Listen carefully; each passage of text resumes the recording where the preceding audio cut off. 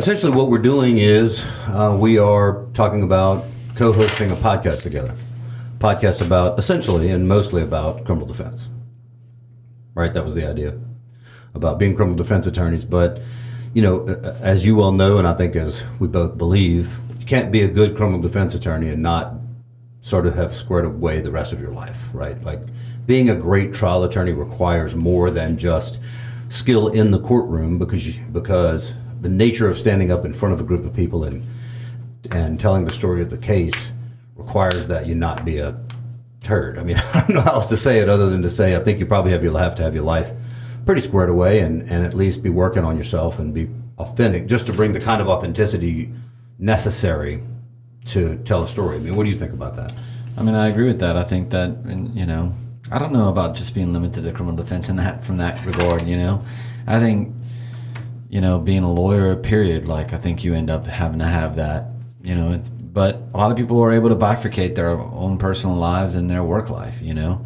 I think that's kind of an interesting point of view. I mean, oftentimes, you're never going to be able to escape what you're going through in your life that bleeds over into your work life, right?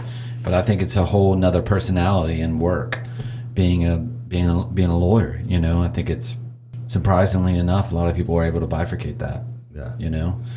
And I don't know if I'm talking about being, you know, perfect or have everything squared away. Probably squared away was the wrong statement. What I was more getting at, I think, was the authenticity that's necessary to stand up in front of a jury. And I think in order to be really authentic, you have to sort of own your bullshit. I mean, right? You have to, you know, for me, my some of that authenticity derives from me saying, hey man, I'm messed up like this, and I have these problems, and I have this issue, and I'm working on this and trying to get better at this, and like owning who I am, you know, even the bad, even the crap, you know. And I guess that's kind of what I was getting at. Yeah, I think being aware and being willing to be accountable, to me, right? That's the key word for me, is accountability. Yeah. I think being a lawyer, being a human, right? Being a good human is being accountable.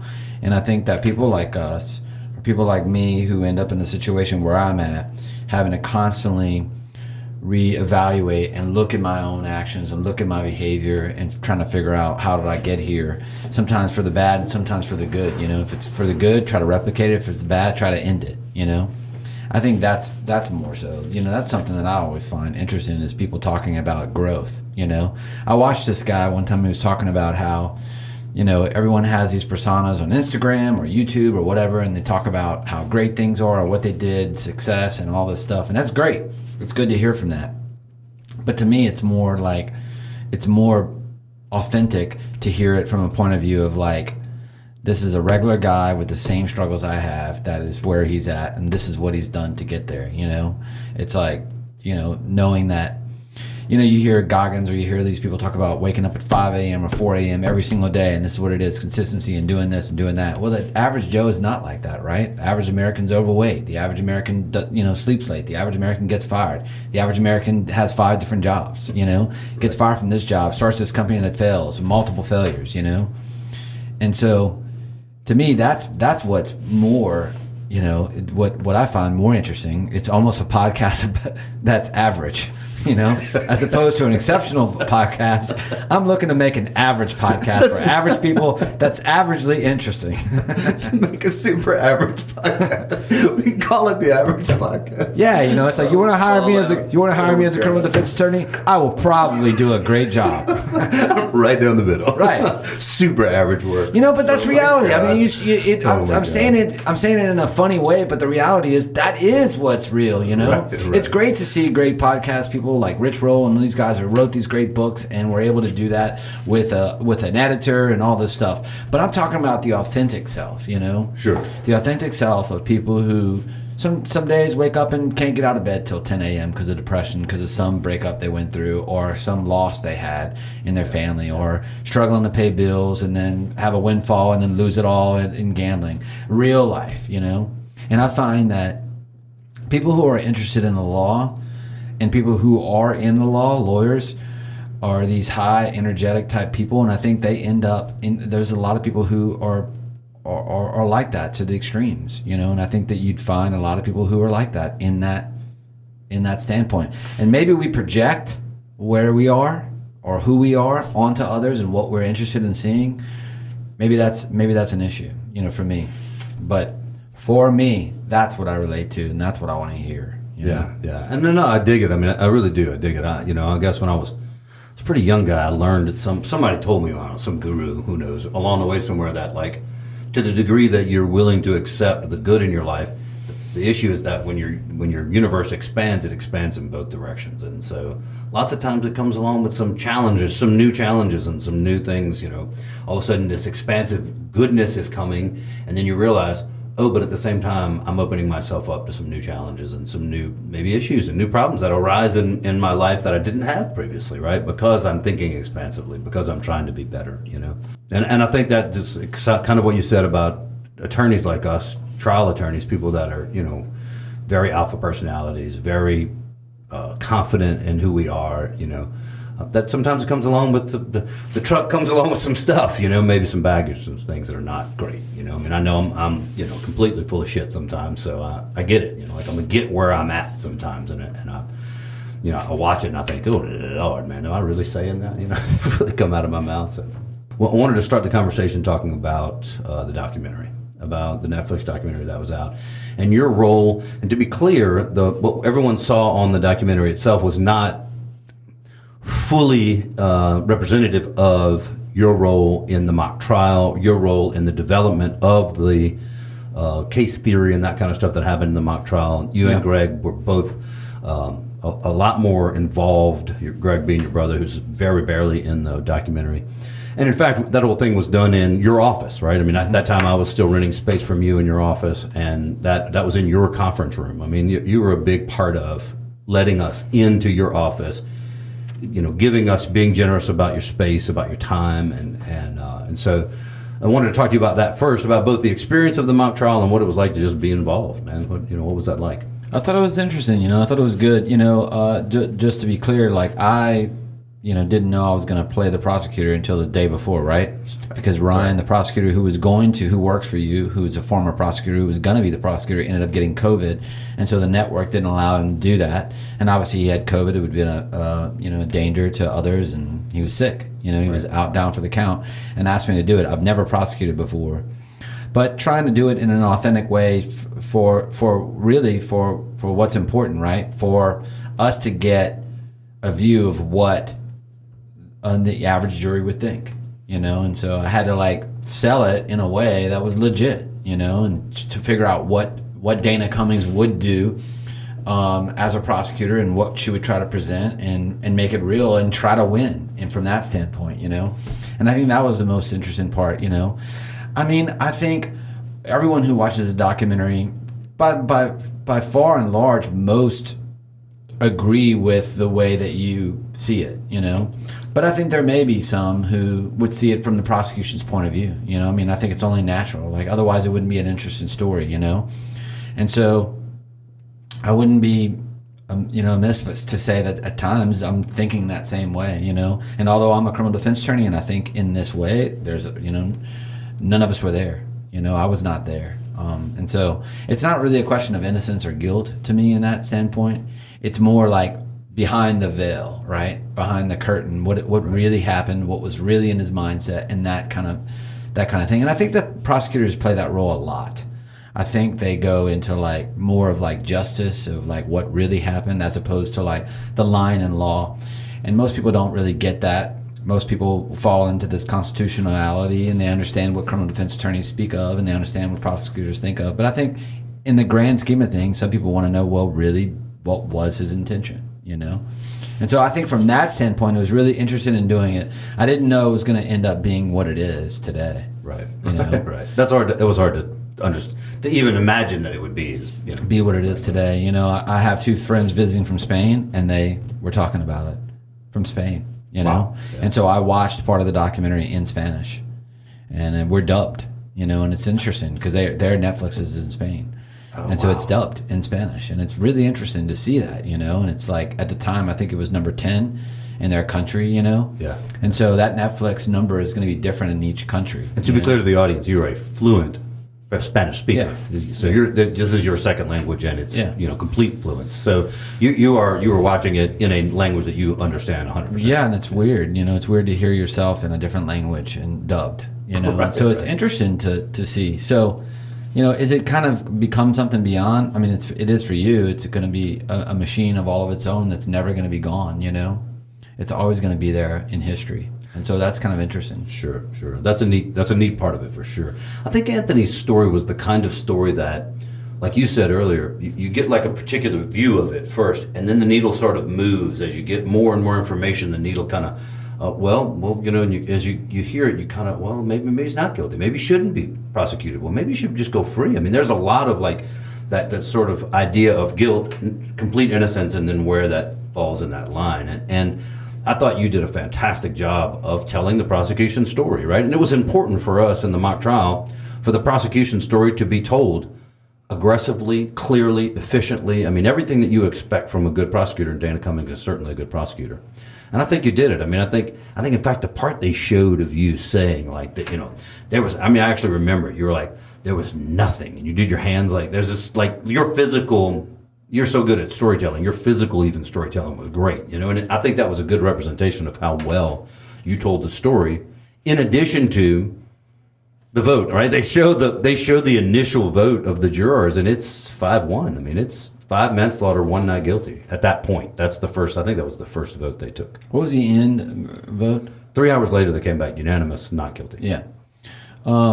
But they were all, I mean, as you see in the documentary, there was a time where they were like, done, it's manslaughter. Yeah, but never 5-1. It was 5-1. Yeah. It was 5-1 for a while, too. And then they started dropping. They started coming not guilty, They started to think it through. But I think they moved the needle, as they began to make the arguments that I made, and then began to hear, like take in the case theory. And as it was articulated in that room, that needle started to move for all of them. It was really incredible to watch. So this is something that kind of like you can take a bird's eye view from it and go into like life and society, right? And I think we can't ignore what is going on politically that does that. There's a sense, when I was a younger adult, I was working in military in the 90s, and we were doing counter narcotics or whatever, and there was no question amongst the United States, Americans, the average American. If you told them you work for the DEA or the FBI or the CIA, they believed you. That's just the mentality. Like, people were behind the government and enforcement and law enforcement and judges and prosecutors. And that pendulum has swung in many ways.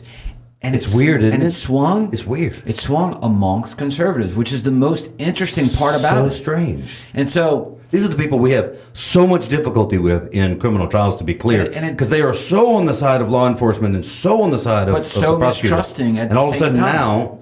And it's what's really interesting weird, is man. because it's extremely interesting to see. I mean, we've got. I just watched a trial, recently in New Orleans where a lawyer is accused of tax evasion, and I don't know all the evidence or whatever, but he's accused of tax evasion, and 20 years ago he'd been convicted, just because they brought charges, and he walked and he was not guilty. And it's not to say I don't know anything about the trial. It's just I wasn't surprised, and so there used to be an assumption that if someone was sitting with you at the table as a defense attorney that he was guilty. And then you had to overcome that presumption, right? Even though there's a presumption of innocence in the United States, there's still a semblance of, there's a presumption of guilt. And we know because we fight for it and we try to explain to people that you can't have that, right?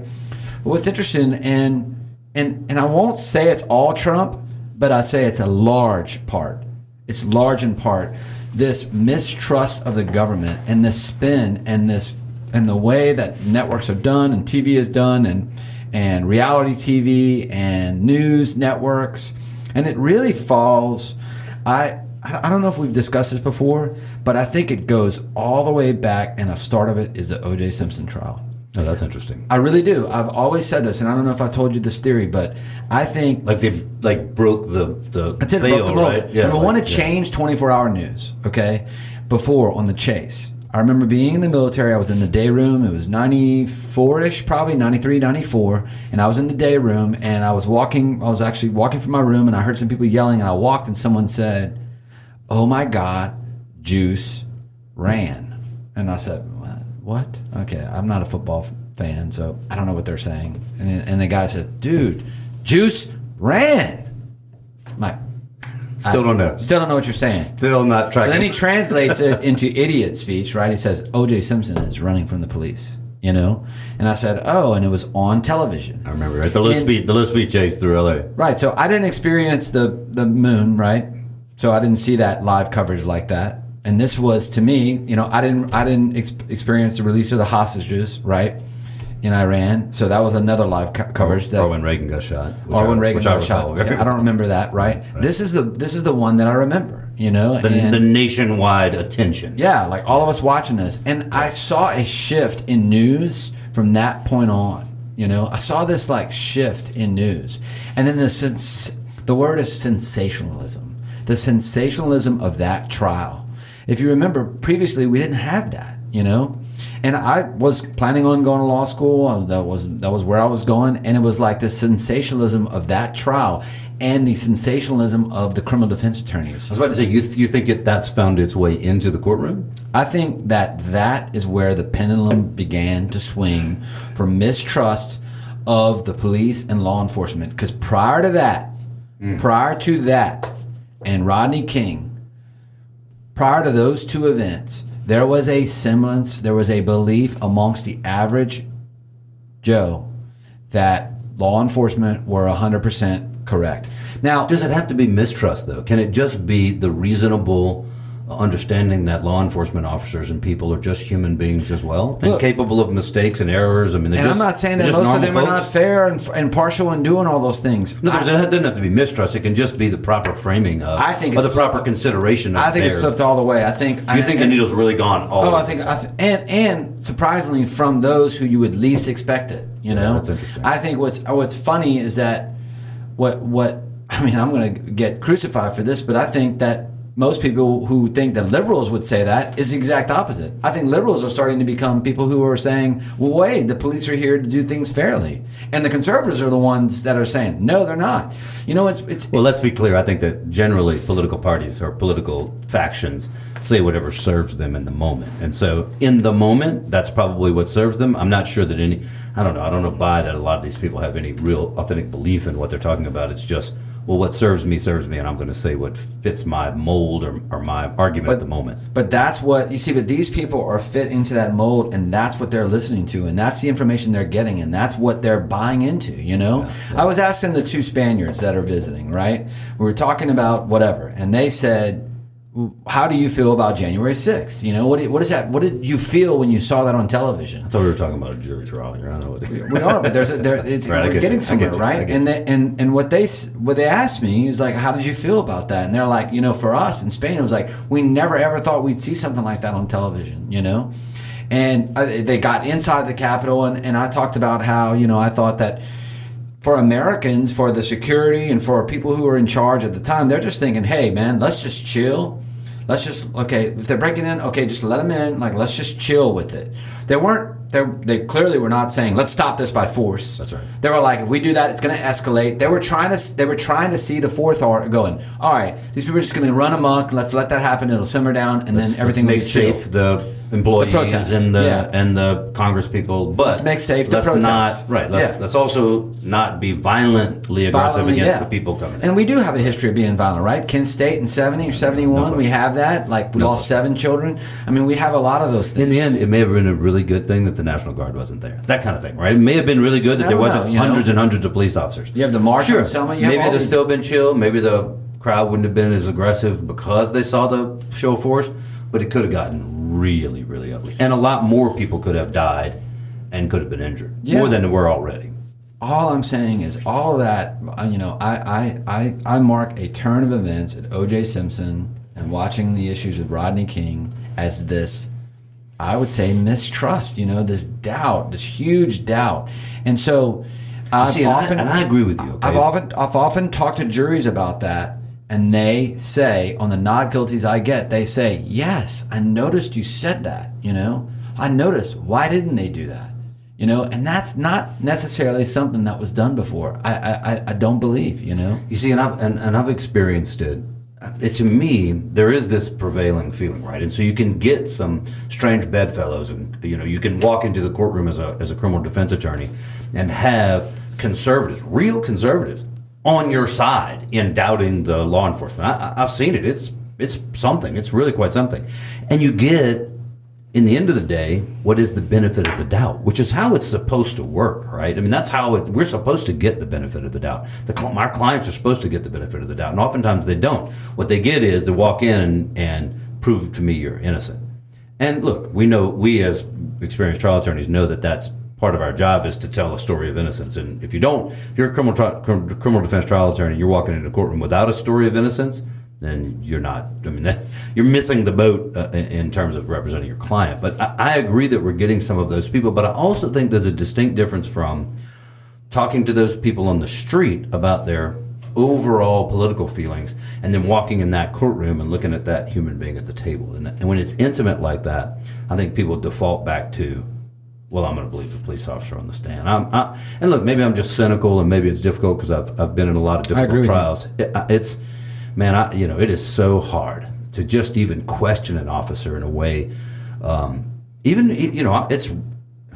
even know if one time I've walked into a courtroom and accused an officer of lying or being, somehow malicious. But I've often walked in and said, you're making a mistake, or this is an error, or this is a misunderstanding. You do not have this right. Like, you don't have this story right, and the investigation you did was insufficient because you didn't seek out and find this alternative evidence, this alternative theory, this what we think is the actual explanation of this case. And I do that a lot, and that's hard sometimes for people to get. I mean, didn't you see? I mean, we saw that in our mock trial with Anthony. It's hard for them to see, man. I think one of the differences that happened in Anthony that I think was going for you in that sense, a sense of a word of like going for you, is that Anthony's a child, right? And there has been in the last 20, say, or so years, these issues where children have been taken from homes or in their homes, have been trapped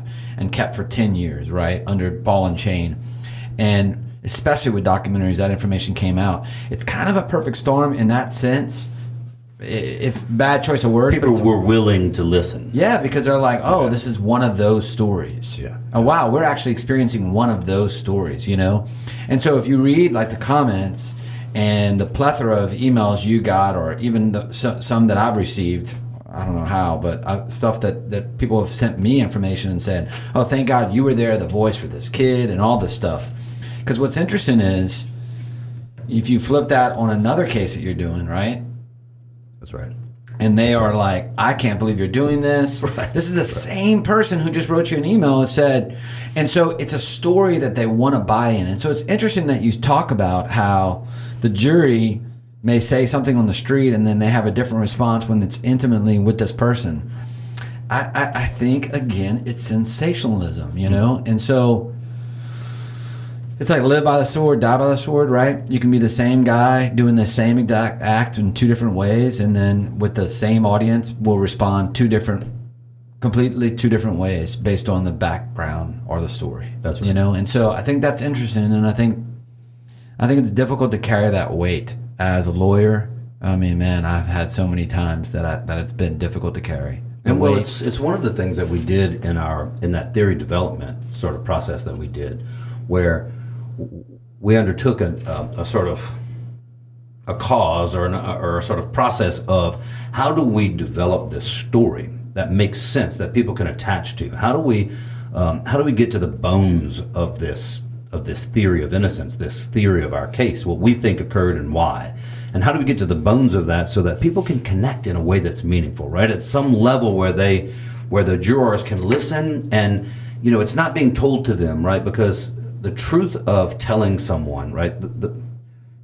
What's true about telling someone the opposite, this is what occurred. No, it didn't. When you just simply say the opposite, when you simply challenge a particular idea or thinking with just its opposite or just a negation, all you're doing really essentially is supporting that position. Simple negation only supports the position. And so that's why going in and saying it didn't happen is not sufficient. It's going in and telling the story of what occurred and why. That's real criminal defense. And the truth is that, but you also can't walk in and just slick lawyer tell them the story, right? Because we're not trusted. The truth is that juries don't trust us. And so you can't walk in and be like, well, this is what occurred. Obviously, this is what happened. And so what we try to do and what we did in that particular case was we sort of frame up the defense theory, the defense story in a way that people can connect to it at an emotional level. Now, this may seem like some kind of trick. This may seem like some kind of lawyer trick or slick lawyer trick. I'm about to address that, But too. what's true here is that it's very, very difficult for the jury to connect to the defendant in a real way. And in order to do that, you've got to tell the emotional story of the defense. You have to tell the emotional story of this defendant. And if you can, then I think you get them to connect to his humanity, to the humanity of the defendant. Herein lies the problem, right? Great for Anthony Tomplay, right? And great for, O.J. Simpson that the glove doesn't fit, right? Or great for this detective that didn't have the intent to kill and just shot out of defense. Or great for the wife of the runner who shot him, or the guy who shot her through the bathroom door thinking it was an intruder. Right. Those are all theories of defense, right? The problem is this, right? What about the trial that you have to have, right? Where the guy is, he's got a knife in one hand, it's bloody, and it's a robbery, and he's 18, and he's robbing the guy, and with the intent to kill because he knows that he can't be seen, he has no mask on, and he's got a gun, and shoots him right away, and it's a cold-blooded murder, and he can't claim self-defense, and he can't claim insanity, and you're just left with hard, cold facts, and you have a confession, and there's video and fingerprints. I've tried that case. I've tried them as well. One of my first trials was that, and it's like, what is left? And that's the real question is, what can I do? Because in Louisiana, there's no mitigation on life, right? It's life. Right. There's no mitigation. Right. There's no jury nullification where you can say, hey, because he's getting life, don't do it, And so the real question is, what are you doing, Is it trick lawyering? Because, the facts are what they are, and you're left with the facts. And if they've done a bang-up job on... Well, and to me, that's what you do. You go in and you force the state to prove the case. Well, that's the question, though. It's like, well, what are you doing? It's like, how are you showing the humanist side of a guy who's a cold-blooded murderer, who's not insane, who's just selfish and self-centered and decides he's going to take the $200 from the Popeyes that a guy represented in like 2006. He's going to take the money, and he planned on killing him from the beginning anyway. Doesn't justice work in those cases, though? Isn't it? If we go in and we do everything that we can. We make every effort that we can. We force the state to tell their story. We force the state to do everything properly, get evidence in properly, proper foundation. Not finagling anything or making anything up or any kind of nonsense. And the person's convicted. Isn't that justice anyway? Isn't at the end of the day that's the system working? Yeah, I think it's the system working. Right? And we play the role of putting the burden on the state, right? And we play the role of putting the burden on the state in that case so that in the case where somebody's not guilty, where they're innocent or where there's a real question about guilt or innocence, that the same burden and the same difficulty and the same fight has to occur. Isn't that the point of it, right? Is we can't relax our sort of adherence to the law and procedure just because we think somebody might be extra guilty. That's not how it works. I agree, and I think that's the difficulty. That's a hat that we have to wear, and I think it's hard because... Yeah, how do you feel about a case like that? How does it feel? Talk to people. How do you feel? How does it feel to represent someone this is it's unwinnable case. Unwinnable. But you're talking about 98% of my cases. Yeah, so how does that feel? Well, the first part is trying to mitigate a plea, if I can, and it's trying to... The interesting part, right, there's you take one case, there's 120 different factors, right? There are a number of humans involved. There's a number of science pieces involved. There's time, right? That is of the essence of a witness. There's a million different factors. So 110, let's say. And I've got to go through the checklist of 110. I've got a human. I've got a judge, a certain judge who feels a certain way about in sentencing. I've got a certain parish or county where it has a certain type of jury pool who may feel a certain way, conservative or liberal. It's I've got to take all those factors in.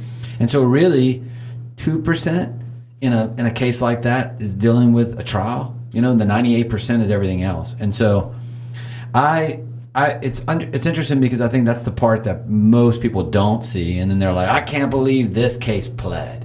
Right. And it's like, well, 98% are going to plead like that because they're in the same scenario. And so it's really saving resources, saving time, not having the family have to go through the issue of a trial, getting something that is, in a case of a murder, that is like life, but still has chance, you know? Yeah. It's interesting. Last week, I had a drug case, right? And it's a kid who's now 27, okay? So, give a little background. He fled Colombia at 17. His mother was granted asylum. He was still there with his grandmother, and then his mother came here, crossed the border, and applied for asylum from Colombia. Father was killed, drug wars, all that stuff. So he was able to come. She was granted asylum. She was granted asylum, so the family members are as well. Oh, okay. So she applies for them, him and his two brothers. And to be clear, a large part of your practice is immigration, so you're speaking with authority on this issue. Okay. So, I don't know, authority, but speaking loudly. So he comes. I'm real confident. Yeah, I'm exceptional. So he comes into this country at a young age, and then he's forced to quit school to take care of his mom, to work. Gets a job, and then at 19 meets somebody in the wrong crowd. An older guy who is a drug runner for Colombian drug cartel. And so he hires him to be a mule, essentially. And he speaks English and Spanish. And he gets paid sums of money allegedly to traffic drugs through the United States. He gets stopped, part of a big drug sting operation. Sure. There are multiple defendants in it. 10 actually. And 9 of them plead guilty. 1 doesn't. My client. You know, to be clear, not because I told him to, but because that's what he chose to do, is exercise his constitutional right, right? And so the interesting part of this story is that he gets sentenced last week. You know, he was obviously found guilty in trial. We went through a week and a half trial, all that stuff. He's found guilty. And it's one of those cases where you say, well, you just made the government prove his case. It was. There was a lot of evidence. There was video recordings, audio recordings. He was stopped with drugs, all this stuff. Typical federal drug stop case is very, very difficult. To win. But the mitigation portion of it is what's interesting, right? And so the feds, there's guidelines. Well, you did a sentencing memo, which is different than the state court, right? You get a much different opportunity. You get this opportunity, right? He's looking at a mandatory minimum of 10 years, and really the guidelines that are recommending to the judge were about 15 years. 15 to 16 years because of the amount of drugs, the amount of dope, the amount of, all of this. And so, but in his case, it was interesting because it's the why, right? It's more of the why. And so what was interesting, I was talking to the U.S. probation officer, who's the guy that helps to recommend to the judge when they get the guidelines together. And I told them my position. I wrote a position paper, a sentencing memo, that I believe that he should only get 10 years. And it was interesting to hear what U.S. probation had said, because it's a far cry from the way it was, say, 15 years ago. And he said, I agree with you. I agree that 15 years is too long. And it's hard to determine. That's one of the other things that we try to figure out. It's like, oh, he should be there for 30 years. Another person says he should be there for 45 years. Another one says he should be there for 5 years, Right. What's the deterrent and punitive value and all that stuff with these numbers of years, and what's the difference between 10 and 15, right? There's a statute in the U.S. Code, 3553A, which outlines the exact instances and nature and characteristics and why sentences should be proportioned a certain way that they are. Right. For those listening, the federal sentencing guidelines are a point system, essentially. It is a set of points, and it's points based on you get this ranges, levels, and it's a very I don't want to say complex, but it's a scientific system, mechanism based on some kind of sociological understanding of crime. And it's a system with a lot of parts, but also very compartmentalized. A couple of points for this, and minus a point for this, and plus 4 points for this. And it's a system you can sort of get into and argue in different parts and places where someone should maybe get a diminished sentence. Interesting. There's 2 things that came out of this trial, right? One is a kid who exercised his right to trial. And oftentimes, a lot of people don't believe this, but oftentimes people are kind of they receive damages punitively, like penalties for exercising their right to trial, right? There's some In the federal logic, court, right? huh? Right, in the federal court, for sure. Yeah, there's some logic. Well, even in state court, there's some logic behind saying you made the resources, it costs money, millions of dollars, all these things, especially in fraud cases, right? But what's interesting is he exercised his right for trial, which means he can't go below the mandatory minimum in the federal system. He can't get a safety valve or acceptance of responsibility kind of cooperation, downward Can't variance. get a downward departure. Cannot get it. Because he went to trial. Because he went to trial, and so he lacks that accountability, that responsibility. It allows him to go below a certain amount, right?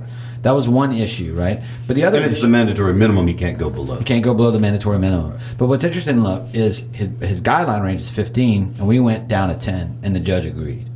And the judge agreed based on the fact of there is a point of diminishing return, right, which is a new thing in the government, in the federal system. And I think even the state system, that's why we've been decriminalizing a lot of stuff in Louisiana.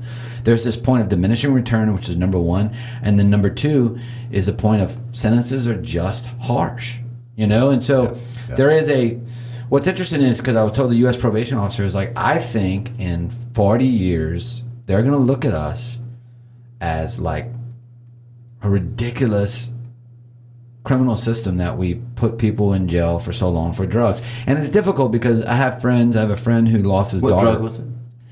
It was not a great one. It was crystal meth. Okay. But I have a friend who lost a daughter. And he's a federal criminal defense attorney. He's a federal public defender, and he lost his daughter to drugs.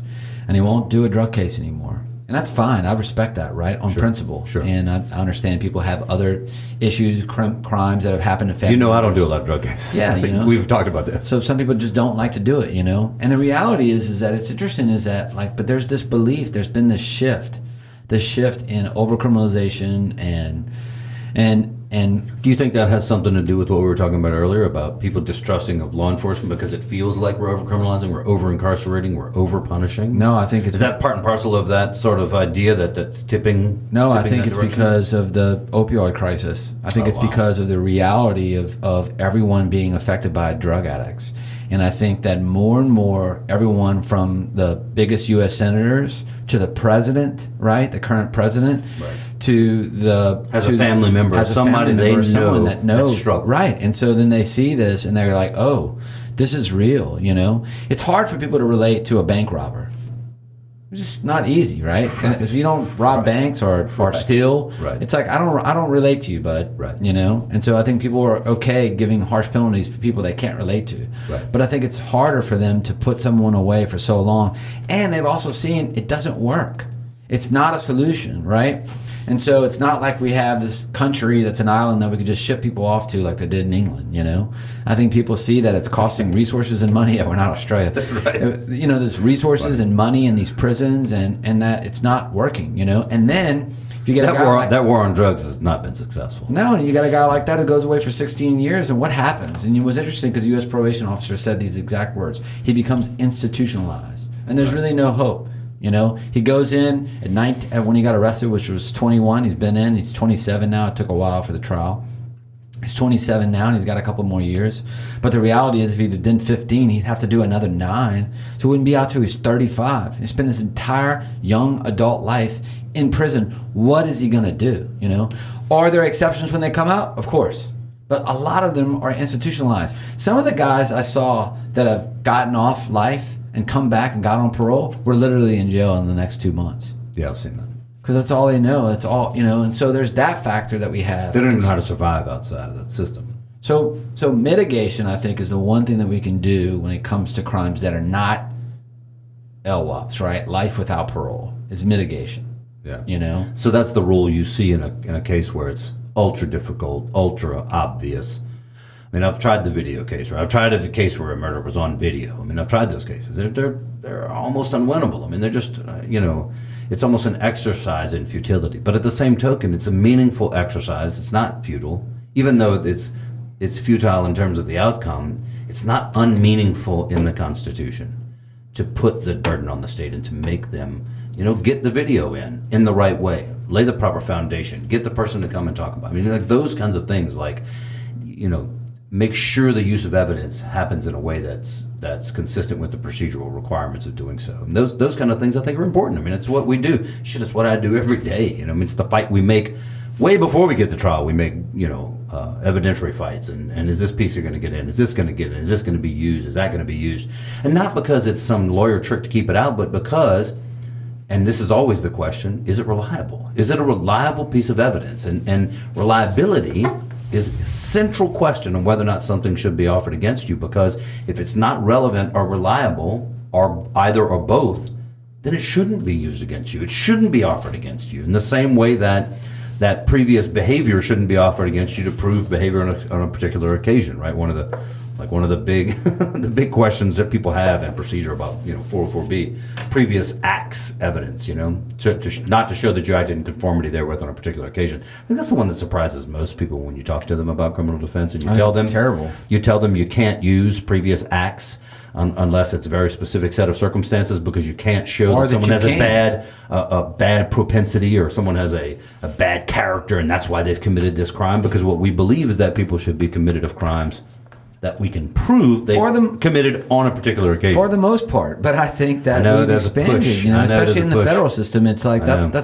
there's a push to allow more and more other crimes acts, other evidence acts, which is just terrible. What I think more so, but with listening to what you're saying, I was thinking about something I thought about yesterday. I went to the LSU game, and I was thinking about I saw NBA YoungBoy's lawyer, Jimmy Manasseh, right? Yeah. And I saw him brief in passing. And I said, how's it going? And he said, man, I'm enjoying not having to prepare for the 6 months that I just did for this trial.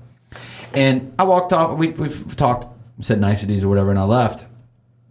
But what was interesting was I kind of sat in reflection when I was sitting in my chair, and I thought about how honest that statement was, right? It really does take a lot to prepare for a trial. It does take a lot. And it's funny because going through the things that you wrote, right? Some of the things that you wrote that are our topics, right? And you talked about growing your business, raising Parker, all this stuff. What else? That's the what else part, and it's taxing, It's taxing. My son says he wants to be a lawyer, and I'm like, why? And it's funny because it's given me everything that I have in life. Great.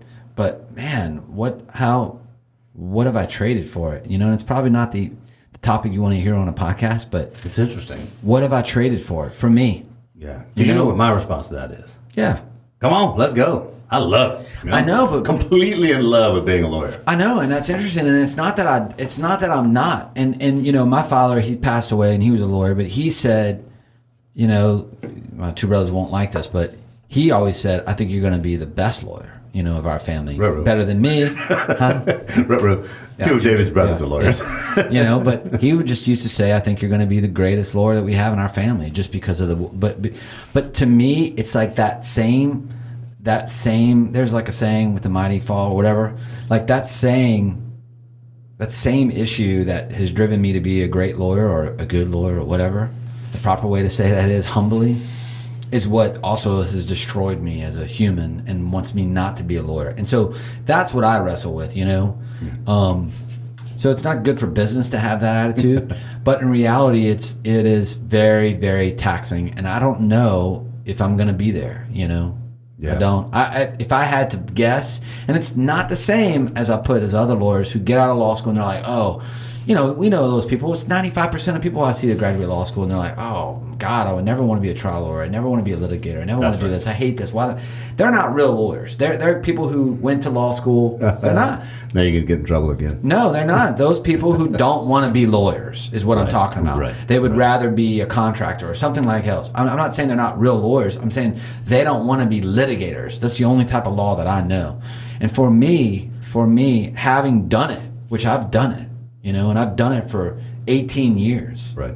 And now at this place in my life, it's not something, I don't necessarily agree that whatever we've done, that we've been passionate about at one time, has to remain the same. And that's what I'm learning. That's an interesting piece, though, that you can live your dreams and then those dreams can change. Yeah, why not? That's the truth of it. Well, why not? Parker, my son, is 17. He's a senior in high school. He's played basketball his entire life since he was in 5th grade, right?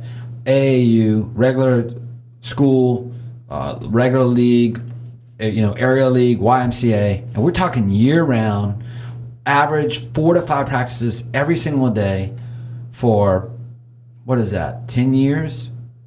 And he's like, I don't think I want to play college basketball. So here's an interesting thing. So one of the things I wanted to talk to you about was the fact that you've raised Parker alone, solo, essentially. You have raised your son by yourself.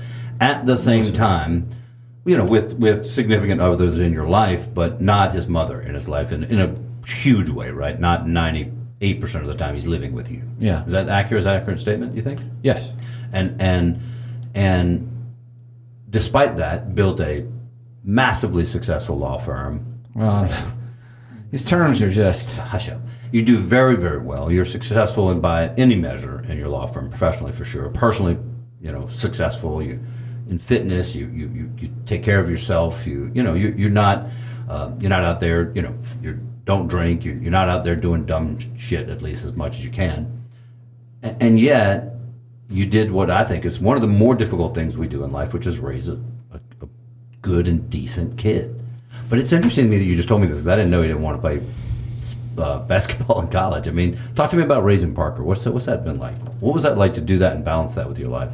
Well, I did it with people's help, number one, right? I always have had like a village to be able to do that. And so that's the honest truth. I was just talking about that today. Like, I didn't do it alone. So it seems like I did, but I didn't. And I'd like to think so, to reward myself, but I didn't, Right.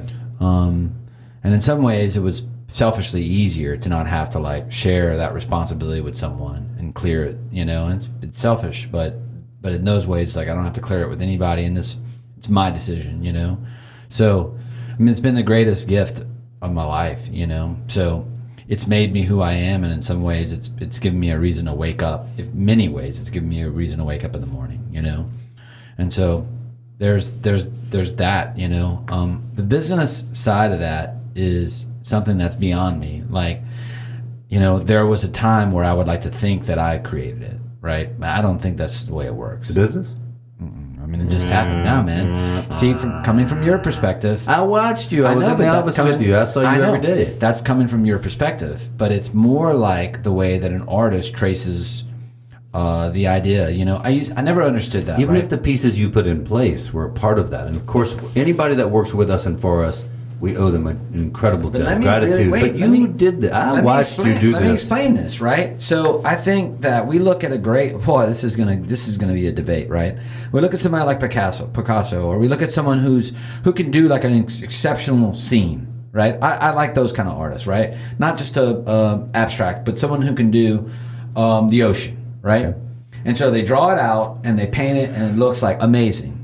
And what I've been explained, and I'm not an artist, I suck at it, but what they say is they literally are just tracing out what's already on their mind. It's not like hard for them. It really isn't. They see it already. So they're just like literally tracing it. They see this, like, they're like, hey, I want you to draw this lamp. So they see this lamp and they literally just take a piece of paper and they draw it out. And it's like, it's already there. Already. It's already there in their mind. Right. It's projected. And so they're literally just tracing you out. And you're like, man, that looks exactly like me. They're like, yeah, I'm just tracing him the picture, right? Right. It's the same thing with the business, in my opinion, And so I think that there was really no other option. You saw it. You had a vision. You saw that what's going on, and you're like. So here you go. This is a real topic for this podcast. Yes, it's like manifestation. I really honestly believe that, and it's like I just said, how can this be? And let's make it happen, and it just happened, and you would say, well, this guy fails and this guy fails. I don't know, did he really do what he was supposed to do in that regard, or did he choose it for a different reason? I literally traced it out. Was like, okay, this is exactly what's going to happen. It's that cartoon, like see a need, fill a need. I saw that there was a need in this area of law. I knew that if I did X, Y, and Z, I would do it. It's not any particular trick that I did it. I'm not smarter than anyone else. I don't read faster than anyone else. All of those things are true. And listen, I'm going to cut to my face right there, by the way. No, and let me tell you why. Let me tell you why. It's reality. It's that what is different from him and I. And the reality is, the only difference is I saw it like an artist. He's a better, No, I disagree with you. And wait, the interesting trick about it, the whole trick, the only trick is that you believe that. And that's why it works. Because if you didn't, you would be doing it. And that's it. That's the whole trick, right? I think the guy who thinks he cannot run an ultra marathon allows the ultra marathoner to run. And so he's always behind the dude. Right. And you say, well, F that. I don't have the speed. I can't do it. But if you thought you could, you would. And the difference is you think you can't, so you don't. And that's why as a kid we were taught freaking bees don't know they can't fly. That's what the science behind it was. And how is it any different? How is it any different, right? Let's get real political here. How is it any different that the atrocious looking guy, can get the most beautiful girl in the bar? Why? Right. Because he sees himself doing so. He doesn't. And so he's not constrained by his disbelief that he cannot. And the reality is that I really truly believe what we learned in Sesame Street. I think that Lamar Burton was right when it came to reading Rainbow, that we literally can do whatever it is we put our mind to it. Yeah, I think that at some level you're suffering the delusion of hindsight, right? I mean, I really do. I really believe that at some level what you're doing is you're looking back and saying, oh, it was really just because I believed. Because we were in the same office for 7 years. I was in your office when you 10 times your business, essentially. Mm-hmm. And I watched you. I talked to you every 2 days. I watched you put together spreadsheets. I watched you, talk about how to increase the business. I watched you invest your money wisely. I watched what you did. I mean, I watched it every day. I was there with you every day, like intimately involved in watching you do this thing. And so I saw you make the good decisions. I saw you, be smart about what you were doing. I saw you hire and fire in a way that was not natural to you, something that you had to learn to do, mm-hmm. to be more focused on what was good for the business and good for the whole and not necessarily good for the individual. I mean, I watched you do all these things. Go ahead. And I think it's important to acknowledge that part of it is that you were smart enough to figure it out because you saw, if I'm going to achieve this vision, then I've got to make these choices and these decisions, and I've got to learn. You learned a lot, David. I watched you learn a lot, man. I'm not negating. And it cannot be understated. I'm not negating how hard any of that. Worked. I'm not negating any of that. I think, though, the real debate comes in on why isn't everyone doing it? And so the question. I think that's right. It's not a question of brains or brilliance or right decisions. It's literally the decision. That's it. Could it take both? Could it be that it's both? Both the vision and the work? No, because that's necessary. Goggins is a great example, right? I mean, he's not exceptionally smart. He failed high school or barely made it through, didn't make it through college, went to the military, had a crappy job before, and then becomes an ultramarathoner and becomes like this famous guy who's not just athletic but also motivational, writes books, is able to look at a system, a series of events as a Navy SEAL and figure out the puzzle and do it. It's like he's not exceptionally smart. I'm sure he would say the same thing. And I think anybody who's successful is going to say the same thing. Do you have guys who make 4.0s and go to valedictorian and go to Harvard and then become president? Yes. I'm not saying you don't. I'm simply saying, do you also have guys who don't get an education, who don't graduate high school, who also become just as or more successful? And all I'm saying is I think the difference between Picasso and the other guy is simply doing it. Vision? I think it's just doing it. It's looking at it and saying, how is it not possible? And it's like, I think that we're limited by our own belief systems in what we can and what cannot do. My father said it all the time. He was very limited in his beliefs. He was very limited in what he thought and what he thought he could achieve. He was valedictorian of his high school. He was number 7 at USL. He was like number 14 at law school. And yet he still limited his beliefs. You said this, just calling you out on this. You were like, I think it's a mistake for you to expand in immigration. I think you should focus on what you do exceptionally well. I think you should be a criminal defense attorney. And to me, it made zero sense. I'm never going to live down that one conversation. But the reality is, to me, it made zero sense to limit myself because it wasn't hard for me to do the math. Right. And the math said, I can achieve so much, but I could pay this many people to achieve this much. And that wasn't from a book I read. It simply was math. if I wanted to do X in the amount of monetary volume or the amount of case volume, and I could only handle a certain amount of cases myself, then I knew that it would take risk. And I think the only thing that you could weigh on that may be different from other people is risk, is my willingness to take on the risk. And I think in reality, a calculated risk is not really risk. It's just a decision. And so I'm kind of paring it down to be simple and simplify it, and not like trying to be humble. It is humbling because it's not me. I think that it exists in everyone, you know? I think that some people, you know, see it coming this way and they're like, I want to achieve the highest of my kind. I want to be a published professor and do this and be an elite in that. And that's their goal. My goal was different, you know? Right. Once I realized after 10 years of being a lawyer that that's not necessarily what I wanted to be, I had to figure out an exit strategy. What can I do to be something different, something else, some way else? I wanted what you see on every single Instagram story. I wanted freedom. Yeah. And the only way that I knew that I could get freedom was monetary value equals freedom. Right. And so how long ago were you and Greg all in the same building? When was that? What year was that? Do you recall? 2015? 15-ish. 2015. And at that time, essentially you had 2 employees, 1 paralegal and 1 associate attorney? Yeah. Right? And how many employees do you have now? 50. 50. 50. How many lawyers? 16. God, no, I didn't know that. Last time we talked, it was 37 or 39 or something 50. like that. I know you've been hiring a lot I of got a new people. lawyer to source tomorrow. 50 people, 17 lawyers. And I need another 5. And that is 7 years. So let me tell you something about this. And I really And look, I want to say, wait. I know that it was about seeing it, but David, there was a lot of work in there. But let me tell you this. I watched you do But let it. me tell you this. I mean, okay? we haven't been in the same building in a couple I know, years. but let me Man, tell you come on. this. Like, let me tell you. So, a friend of mine and I were at lunch, and I was dealing with some personal issues, and I was discussing it in 2018 or 2019. In 2019, and he said, "Forget all that personal stuff. Where do you want to be in 5 years in your business? Where do you see yourself?" And at the time, I had 4 lawyers who worked for me. It was 5 of us. And my overhead was X. Okay. I remember specifically what my overhead was. All right, so it was X amount. Okay. I know what it was too. Okay, so I mean, I knew. I watched you do this. So it was X. And I said, in 5 years, which would be 2024, in 5 years, I want to have 12 lawyers. And the reason why is because I calculated the money. I want to have 12 lawyers, and I want to be in 3 different places, whatever.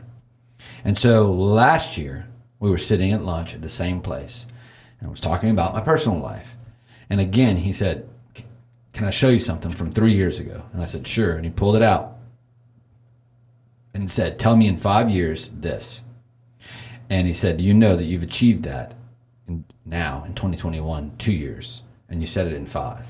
You know, and that got me to thinking and said that I am the only one who's limiting myself, you know? And so does fear creep up when I think about 50 employees and the overhead that is now 4 times the amount of overhead that it was, which makes sense, right? Because I had 4 lawyers and now I've got 16, right? Right. But does that make me worry? Do I micromanage in ways, in some ways macro, but most of the time micromanage in ways that I probably shouldn't because of my worry, because of history of fear of scarcity and all these personal issues I have? Yes. But is it going to stop me? Because for me, the way that I screwed up my life for so long, doing drugs and, you know, just constantly being just a shithead, you know, I've lost everything so many times that what is it?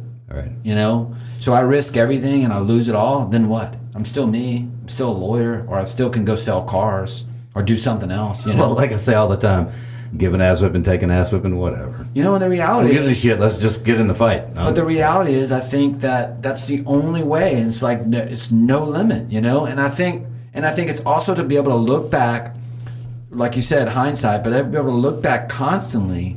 And there are some things that I do differently when I was a shithead and I was a failure. I'm still a failure in many ways, but failure in the business sense, that I can see differently than today. And it's the showing up part that I do today and the honest stock and trade that I do every day in my business, you know? And even if I go in for 1 hour or 0 hours or 8 hours, every single day, including Saturdays and Sundays, I do an honest stock and trade in my business every single day. And I don't know if I've ever told you that. Every single day since 2015. There is not a day, whether I'm on vacation. Take an inventory of your business. I take a complete inventory of the profits and losses of my business daily. And check in with each of the departments and making sure that the things are there, you know? I throw resources. That's some of that work I was talking about. That's some of that work I was talking about. Some of that effort. But that's not a magic Who pill. does that? But that every successful do. No, that's why you're so successful. Every successful business. I don't. You know? I don't disagree with you at all. But What's you've done that. What's the difference between being a successful Instagrammer and not doing the work? There's no magic pill. Reps. That's right. Singles. It's reps. Singles every day. What's the difference between being an ultramarathoner or not, being a swimmer or not, being a college professor or not? It's the reps. And the reality is that like, hey, wait. Sadly, I enjoy the fact that you disagree. And I enjoy the fact that 90% of Americans disagree because it puts me in the position that it's easier for me to be in that position. Right. Because I'm able to say, hey, yeah, it's too hard. You don't want to do that. You don't want to get up, you know? And so it's that's. And to be clear to the audience, we're competitors in this marketplace. Yes. We are criminal defense attorneys that own firms in the exact same marketplace. But the reality, but we're also really close friends, so we're not, crazy about it. So. The reality is, I talk to other people who are in different types of markets, personal injury lawyers who've got like 120 lawyers, right? I've talked to some of those guys, and they have the same mentality, you know. And what's funny is they still every day take an honest stock and trade. And so that part, there's that part. That's the discipline part that I agree that I may have lacked in other areas of my life, but I've definitely not lacked in this one, you know? And it affords me the ability to be able to do what I want when it comes to my business. And that's the difference. That's right. Is that I'm not constrained by the outside world to do what I want with my business. And when I need to... And frankly, at this point, your personal life either, you have a tremendous liberty and freedom that perhaps you never even dreamed of. I mean, this level of freedom and ability to do what you want to do. Yeah, but again, it's like been such a slow moving target thing that it's like I've kind of just not always, I don't remember how it was. It's weird how that works, right? It's like I don't remember how it was to struggle in that regard, or where it was where I didn't have that time or that freedom, And it's like it's always been here, and then it just becomes the norm. To have an honest conversation about business and growth and running a law firm and then trying to get to a place where I don't suffer from this imposter syndrome, where it's like, why am I here? I don't really deserve to be here, and people are going to find out that I'm a fraud, and I just fell my ass backwards into this, which is often what I think, But at the same time, when I have a younger lawyer in my office come to me and just sit down and say, hey, I got this question about this case, Right. And I'm able to just spitball it with them, and then eventually where I get to the point where they no longer are coming to me, I have to come to them because they know more than me. I love that, The business side, I could talk about it for 40 days because it's the most interesting side, and I can see why. I'm in no way the same as them, but I can see why billionaires love talking about business. Talking about their thing, right, because it's their thing. It's extremely interesting, the challenge to risk it all, but in a calculated way that becomes the only option, It's the only option. It's sort of like in life being on an escalator and going uphill, going against the escalator. And you think the risk is fundamental to success? 1,000%. That you must be willing to risk it. I think that anyone, if you want to consider me successful in this arena, and you're objectively so. Well, let's say if you want to, right? You would agree. Anyone would agree. I mean, every single person would agree. Without risk comes zero reward. None. It really is. I mean, that statement's there for a reason. It really is that way. And I think that some people are okay without that. And I get it. And I don't blame anyone. Some people go home every day at 5 o'clock and they kiss their husbands or their wives and play with their kids and have TV and have dinner and don't have the same stress. And I get it. I love it. I love that.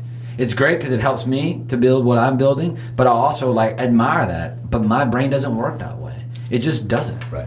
Can I pivot a little bit and talk about struggle and recovery? Sure. Is that something you're interested in talking about? Yeah, sure. Always. So, to be clear, what does that mean when I say recovery? What does that mean to you? Well, you know, in the 90s, I got sober. So I got sober in the 90s, and then I was sober for many, many years. And then in this building of the business, I ended up going back out. Drinking some more. Mm-hmm. And not Adding having some more to my story, as sure, they say. Sure. Not having any massive consequences, but enough for you to stop again, right? Is that true? Some massive consequences in both times, you know. Okay. Self, fair enough. and personal and stuff like that. Definitely had some definite, yeah. Right. And to be clear, we're both, I got sober in the late 80s, stayed sober for 16 years, decided that I'd gotten sober as a child, so I was going to go out and have some more drinks, and then I have gone back and forth with making commitments not to drink and doing drink and not to drink, and then and I'm only going to drink sometimes, and then to where, as I sit here today, I'm back in sobriety as we both defined it during those first years. That Congrats. I am abstinent and have the intent to remain so, because that's what works best in my life. Because of the same thing, consequences, just shitty consequences, and not life altering, but at some level life altering consequences. Just causing shit in my life that's not necessary. And so both of us are in recovery in that regard. And so I'm curious about what kind of role that plays in your life today. What does that mean? What does that mean to you? What kind of role is that interwoven into this, raising Parker, running this business, having your personal life? What role does that sobriety play? It's essential. It's probably the most essential role for me in my life is being accountable. It's an accountability part. I naturally lack accountability. And I think the one thing that's always been something that's probably helped me as a lawyer is my ability to kind of like show up and be who I am, and like you talked about the authenticity in as a lawyer. But in so many ways in my personal life, I've lacked accountability and responsibility. And being sober the first time when I was young at 23 and being sober for the first 20 years of that, I was somewhat accountable to myself and to others, but there were a lot of ways that I wasn't, and so I ended up going back out and drinking, and it worked for a while. I love wine. I mean, I really love wine, and it's funny because in certain circles or whatever, people, it's frowned upon if you're sober to say things like that, but the reality is I really do, but I don't like who I am having an escape, having a way out. And my inability to hold myself accountable has put me into situations that I don't want to be in anymore, and so almost 2 years ago I decided to get sober again, and in many ways it's freeing. I used to, when I was using as a young adult, I liked being different, and I liked being the guy at the party, ironically, who was the most wasted. I liked it. I enjoyed being oblivious to what was going on in the room. Like a badge of wasted honor or something? Like yeah, some kind of weird. I enjoyed just being that guy in the corner, and a lot of people don't find that very attractive. I loved it, and I felt alive, Oh, that's interesting. And then when I got sober, I felt like the oddball until I took pride in that sobriety and being the only person who's sober in the room, and it continuously always became about me. And how I was seen on the outside world. And now that being sober is more personal, It's not, we're saying it in this context, but abstaining from drinking and alcohol now today is more of a personal life choice for me because I want to hold myself accountable, and I'm not really able to hold myself accountable when I have ways to escape reality, And there's this thing about working too much or gambling or alcohol or sex or whatever that I'm able to kind of unplug, and take relief. But life is both good and bad. It's got the highs and lows. And I think part of being human is is experiencing both the highs and the lows, dealing with the consequences of our actions, right? It's like, for me, and I'm sure you could relate, for me, I just want to get out of the consequences of my actions. I had it, I acknowledge it, I granted that's my mistake, and then now let's move on. You know, and the reality is that life doesn't work that way. That's right. Sometimes we lose. You know, when my dad was dying, he had cancer, and I was in the hospital, and it was the second to last time that he was in ICU. We thought we were going to lose him, and then it started to turn around, and he was coming back out. My aunt, who's a nurse, she probably doesn't remember this, but she told me, you know, this is going to prepare you for his death. And it was really odd that she said that, right? I just was like, what's the point in this, or what you're saying? You know, because I was very angry that I was losing my dad. And she's like, this loss, or this pretend loss, this almost loss, is a taste of what it's going to be. And this is how the rest of life will be. And I'm like, man, you're not giving me any joy. And, yeah, what are you doing? and the reality is, as a nurse dealing with death all the time in the hospital, her point is, this is life. This is what it is. You know, it's not you being successful as a lawyer and making all this money and having a great son and life being great. It's that which is great. And then it's opposito, which is a huge loss, and not being able to come to terms with that. Not to say that it was on purpose, but it is a part of life. And so loss by our own hand is in some ways the same, you know, and it's a part of life. It's a part of dealing with our consequences. And if we were able to escape those by alcohol, drugs, sex, work, whatever, then we're not really living, right? I mean, Steve Jobs said it, like, I can pay someone to clean my house, buy me a new car, take over my business, play baseball for me, become a professional. I can't take anyone to take this cancer. You know, it's a part of life that I cannot escape. It's a consequence of living as a human being on the earth. And I don't like it at all. It's not something that I'm happy, but I think dealing with the consequences of my actions in sobriety is what's making me a better person. I really do. Yeah, it's funny because, man, my sobriety, I mean, look, my wife essentially said to me, you can do what you want, but if you drink, I'm not going to hang around. Like, because I just don't like who you are. I don't like your behavior. I don't like what you do. I don't like who you are. And I love you. And, you know, seriously, I'm not going to control you. You can, man, you're an adult. You can do what you want. I'm just not going to be here for it. And that was a big difference maker for me, right? That hit me pretty hard. But I kept drinking. Let's be clear. Like, I kept flirting with it, you know, once a year, twice a year. I'd have a little drink there or with her. Oh, let's go to dinner. Well, we're just having this glass of wine and it's cool. And then in February of this year, very consistent with my drinking history, I got drunk. This is it. The uncertainty, the nonsense, the behavior. Like, this is not who I am as a human being. I've worked all of my life to be someone, and this isn't it. This is so inconsistent with who I am. This is so inconsistent with who I want to be. No. This is unacceptable.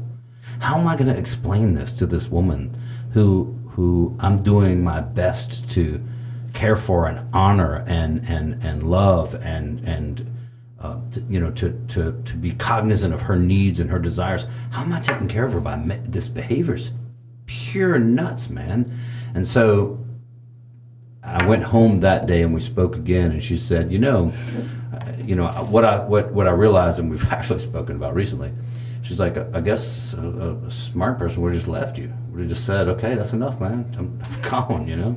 She keeps believing in me. She keeps believing in me. And it hit me like a freight train. It's like, what kind of man am I? That I have this woman who continually believes in me, continually supports me and loves me, continually wants me to do the right thing, and when I make mistakes, still believes in me. I can't even believe in myself that much. Like, I clearly am not willing to even believe in me enough to know to make this choice and to commit back to actual sobriety. You remember when I told you in your office I was sober and I drank a couple times a year? You're like, that ain't how it works. Mm-hmm. It's hilarious. And I think about that a lot. I think, that's not how it works, man. I've done this. I've been down this road. I know how it works for me, and I know how sobriety works for me. I know what sobriety looks like in my life, for me personally, what works and what doesn't. And what doesn't for me is drinking every once in a while, because I really, almost like a textbook, I don't know when I'm going to be successful in drinking and just have a couple drinks, and I don't know when I'm going to be unsuccessful, and then my behavior is just pure crazy. And it's deleterious and destructive and harmful to people in my life. And I'm not willing to make that risk anymore. Not again. I'm just not willing. And that's where I'm at with mine. I mean, that's what's going on with me today, and where I'm at. So yeah, I don't. For me, it's not an event. It's not a when I drank, I did this or whatever. It's more for me. It's just like who I am. And it's like it's not who I want to be. And I mean, I see that in my own behaviors and in character defects that I have, where I'm like, I'm sick of doing this. I'm sick of doing the same thing over and over and expecting different results, right? I keep thinking that I'm going to do this and it's going to be different. And it ends up the same. It ends up the exact same way, and my unwillingness to let go and see things for the way they are, and it's like, it is part of that imposter syndrome, and it's part of like thinking that I need to be somewhere else that I'm not, it's like on my watch, when I used to have a Garmin running watch, and what you could do is you could set and run, right? 6 miles. And then the next time you ran, you could do that same run. And you could run against it. And you would actually see a little man on the watch as you ran, whether you were in front of it or behind it. Oh, that's great. Yeah, it was like a little thing, and he was running against your previous time or whatever time you wanted to set. You could set measure yourself time. against yourself. Right. I would always beat that time. And it was like I was getting to the place where it was like getting better and better. It was eventually I was not going to be able to beat that time, or I was going to meet that time, right? But the point is that like in life, there's always been this impossible man that I've tried to be. This man that I've always ran against, right? Well, I'm this years old and I should be doing this, right? I think it was you have these thoughts. Oh yeah, I think Rodney Dangerfield was a great example. I mean, he didn't become a comedian until he's in his 50s or something like that, or something like that. Morty Seinfeld, the actor who played Morty Seinfeld in Seinfeld, was a police officer and retired police officer, and then went into acting, in his late 50s. It's like I always had this idea of who I was supposed to be at this time, and I was behind. And then with Instagram and Facebook, and we have all this shit that people are telling us we should be doing this and this and this and this, right? You should be this size. You should be this time. You should be making this much money. If you don't have 1.3 million saved by this age, then you're broke and you're a failure. Right. The reality is like that's made up. It's made up. It's some idea that was taught by our parents or their parents or their parents that we were supposed to be this place, right? For me, the accountability comes in and getting rid of all that, looking at that for what it is, where it's not reality, seeing where I'm at and holding myself accountable where I'm at, So your own man. My own man. And the longer Am I better today than I was yesterday? Something like that. And and some days I'm not. Which is okay too. Which is okay. Just measuring it, right? It measuring makes a difference, right? Taking honest stock and trade and being diligent about wanting to do things differently and become a better person. That's it, right? I talk about this all the time. That's what my sobriety is about. Let's be clear. It is. That's what I'm saying. That's just truth of it, yeah. I talk about it all the time at work with my employees. I'm like, here it is when you start. Here's the road. This wide. And as you work here, that road gets narrower and narrower and narrower for what you're doing. Until you're here for 3 to 5 years and you know exactly your lane. And that's where you stay. I'm not saying you don't expand, you don't learn new things, but what we screw up or F up or whatever, that road becomes narrower. And if we as humans leave that road wide, then we're just a shitty, selfish, self-centered person flying through earth, just doing whatever we want as a Tasmanian devil. We need to learn. If I stay sober, if I'm doing what I'm supposed to be doing, if I'm constantly taking honest stock and trade, holding myself accountable, that road gets narrower. And it's not anything that I can simply think my way into. It's not the way it works. First, I stop drinking, then I start acting that way into it. And then I start to see some of the benefits selfishly, and I see some of the consequences selfishly. And then I'm like, oh, okay, I need to be less and less. And it really comes down to selfishness, right? It really comes down to like trying to feed the demon inside whatever was screwed up when we were as a child. That's right. It's true, you know? Yeah. And we use every other thing to do that until that we go, okay, I can't do that, And we just start to become natural. When I was sitting someone in one of the lawyers in my office the other day, and he was asking me a question, why this, why that, and I just said, look, man, it ain't about me anymore. I don't care. Like, you taking this case or not taking this case or doing this on this case, it ain't gonna change my tax bracket. It's not. It's more about like, where are you? You know, this is a place for you. And the ability to do that in the position that I'm in is not imposter syndrome. It's recognizing like, wow, I'm in a position where I can give someone that gift. Empower them. Empower them. This is yours, bro. It has nothing to do. I'm not worried about my name anymore.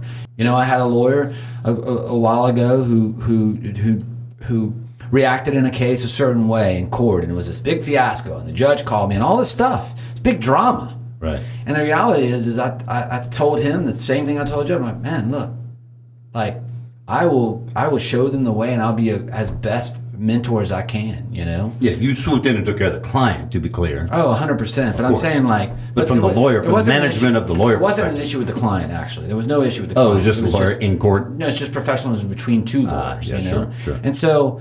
But it's leading by example with that lawyer, and he's, you know, if he listens to this, he's going to know what I'm talking about. It's like, hey, man, look, I'm not here to tell you how to practice law. That's not what I'm doing.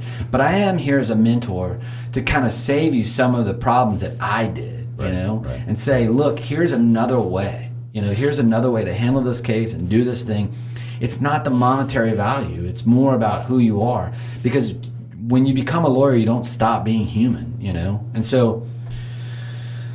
I never thought I was going to be in the age where I was going to be doing these things. I thought I was always going to be the punk kid who was getting mentored, you know, and now I'm the mentor. Right. People are listening to you. You're guiding. I don't know if they're listening, coaching, but I'm definitely mentoring, you know, and I get to do that to my friends and family and my employees, you know. I think it's a beauty. It's a good thing. Beautiful. That's right. And it feels good. So look, I want to kind of wrap this up today by saying that it's our intent to co-host this podcast and have guests on. Yeah, that we've talked about that. Idea. We've talked about doing this to publishing once a week, but having guests on and talking to them from our very differing perspectives. We have different personalities. We're certainly different kind of people, and yet some are the same and similar in a bunch of ways as well. And so bringing on guests and talking to them and just kind of talking about criminal defense, about some forensic science, criminal defense, trial work, shit about life, you know, just about what it is to be people, human beings, along with the rest of that stuff that we do every day. So that's our intent. That's my intent. I know it's yours too. We talked about it. And this was designed, at least in some way, to be an interview of you and an introduction of who you are. My introduction is kind of out there. You know, maybe we'll do something in the future about that. But I think our next episode will be our first guest, which I assume at this point will be your brother, who wants to come on and talk about the mock trial, about his company that does mock trial, and about what he does in medical malpractice. He's a very different practicing lawyer than you and I. But of course, we know each other real well. We're all in it. It's your brother, but I know him real well. I was in the building with you two guys, and talked to him about his practice and about the mock trial thing. So I think that's probably our next episode that should be released next week after this one. Sounds good. Anything else? Cool. All right, man. Enjoyed it. We'll do it. Yep.